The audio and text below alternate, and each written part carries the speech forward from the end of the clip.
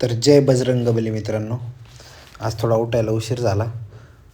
रनिंगला जाताना कसले भारी मित्र भेटले मला, तुम्ही बघा. माझ्या मागच येत होते. वापस आलो आणि अभ्यास करत बसलो. हे बघा, हाऊ टू फाइंड अ गोल. गोल सापडूस तर हेच करणार मी आता. एवढं भूक लागली, एकटाच होतो रूमला आपल्या. एकट्यावरती एक वाटी खिचडी करायला टाकली आहे.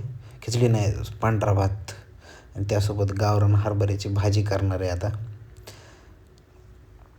तोवरचं कपडे धुवायला टाकतो. वॉशिंग मशीन आहे आपल्याकडं.